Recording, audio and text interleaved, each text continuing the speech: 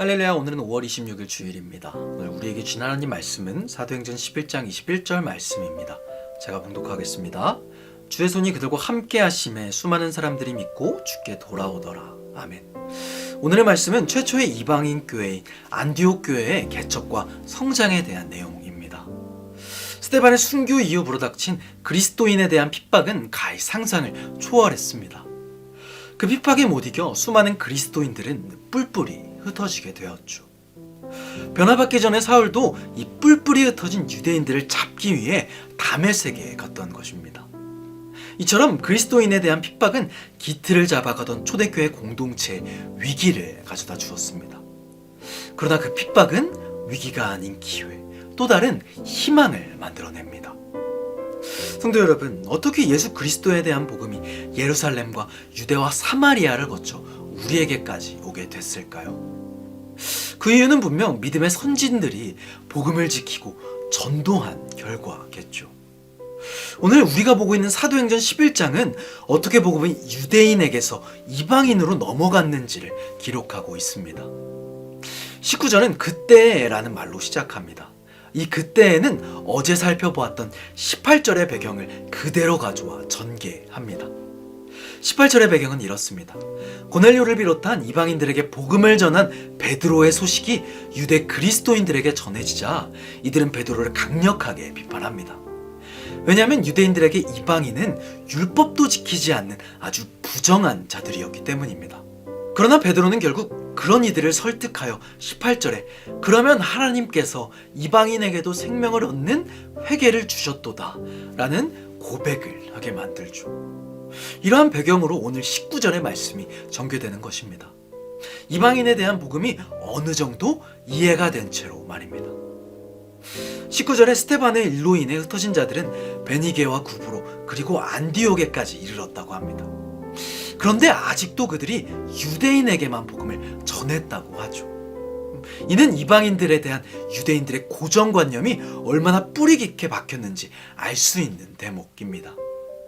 그들은 그 혼란스러운 상황에서도 같은 유대인들에게만 복음을 전했다는 것입니다. 이처럼 복음을 전하는 데 있어 가장 큰 걸림돌은 유대인들의 고정관념이었습니다. 하나님께서는 율법을 사용하셨지만 예수 그리스도를 보냄으로써 율법을 폐하시고 율법에서 자유케 하셨습니다. 그러나 유대인들은 여전히 예수님을 경험함에도 그 율법에 묶인 삶을 살았죠. 그렇게 그 유대인들의 고정관념은 복음 전파에 있어 하나의 장벽이 된 것입니다. 그런데 20절에 예상치 못한 일이 발생합니다. 20절의 말씀입니다.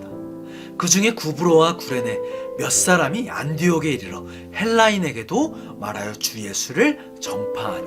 아멘. 그런 고정관념을 가지고 있던 유대인들이 안디옥에 이르러 헬라인, 이방인에게 복음을 전하게 된 것입니다.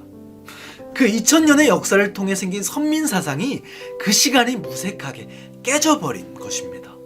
당시 헬라인의 대부분은 그리스인을 가리키는 말이었습니다.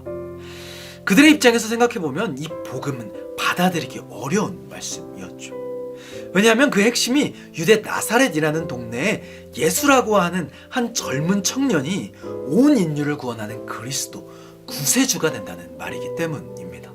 당시 유대인들은 로마 제국 계층 안에서 보잘것없는 존재들이었습니다. 그런 유대인들의 핏줄에서 경력이라고는 가난한 목수인 한 청년이 메시아라고 말하는 것은 사람들의 주의를 끌기 무척이나 어려웠겠죠.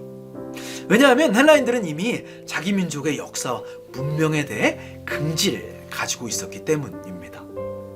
그런데 그 그리스인들이 변방의 나사렛 예수가 구세주라고 하는 유대인의 설교를 듣고 그 유대인을 자신들의 구주로 영접하는 이변이 생긴 것입니다. 아니, 어떻게 이런 일이 가능할까요? 그 답을 오늘 21절은 이렇게 말합니다. 주의 손이 그들과 함께 하심에 수많은 사람들이 믿고 주께 돌아오더라. 아멘. 21절은 말하고 있는 것입니다. 주의 손이 그들과 함께 있기 때문에 수많은 사람들이 믿고 주께 돌아왔다고. 주의 손이 그들과 함께 있기 때문에 깨지지 않을 것 같던 유대인들의 생각이 깨지고 들리지 않을 것 같던 헬라인들의 귀에 복음이 들리기 시작한 것입니다. 그리하여 생긴 교회가 바로 세계선교의 교두보 역할을 했던 안디옥 교회인 것입니다. 스데반의 순교는 분명 초대교회 공동체의 큰 위기였습니다. 왜냐하면 이로 인해 많은 사람들이 잡히거나 죽었고 서로가 원치 않은 이별을 했기 때문입니다. 그리고 교회라는 공동체의 기틀을 다져가던 이런 시기에 흩어짐은 분명한 위기이자 고난이었을 것입니다. 그래서 당시 기독교인들은 희망을 품을 수 없었을 것이고 무척 절망적이었겠죠. 달리 할 수 있는 방도가 없었을 것입니다. 기도밖에는 할 수 있는 것이 없었겠죠. 그러나 우리는 오늘 말씀을 통해 하나님의 방식을 봅니다. 그 예수 믿는 자들의 씨를 말리려고 했던 행동을 하나님께서는 세계 선교의 시작으로 바꾸셨습니다.